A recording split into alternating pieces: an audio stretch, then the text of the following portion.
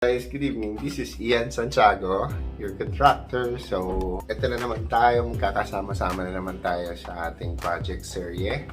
And that would be the Cleopatra Part 5. So, ito na nga. This time, nabuo na namin yung Cleopatra. Actually, nandun na sa YouTube Shorts. However, hindi ko pa pinakita sa inyo yung buong-buo na talaga siya. Tapos na. Kasi, when I was making the video with Kuya Mar in this part, the sewing and also the fitting ng Cleopatra, actually, camera shy si Kuya Mar, so he doesn't want to go through the whole interview process and explaining what the materials that we have to use in sewing and also for fitting and things like that. So, we didn't go through that. So, but then I shoot the video. He's doing his job. So, napaka-finish talaga niya. So, yun. Nakuha ko. Ang dami ko nakuha maganda. Pero, the video is only 1 minute. So, I uploaded it sa YouTube Shorts. However, I'll upload it here para makita niyo na rin ang diretso. So, you don't have to go through the YouTube Shorts. Okay?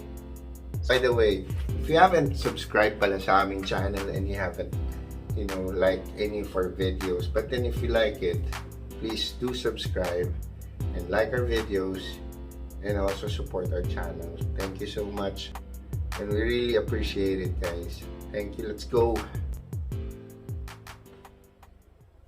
Kuya Mar.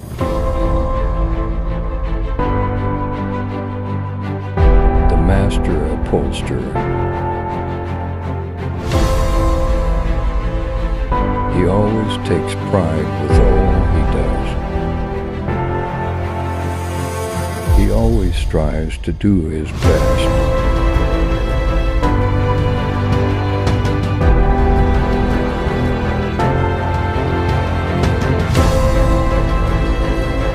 A leader of his alliance.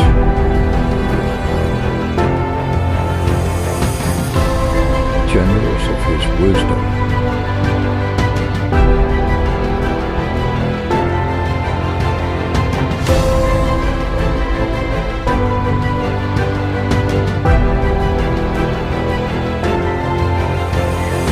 Always reliable to his work.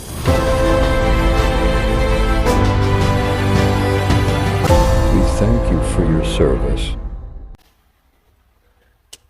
I am okay interview.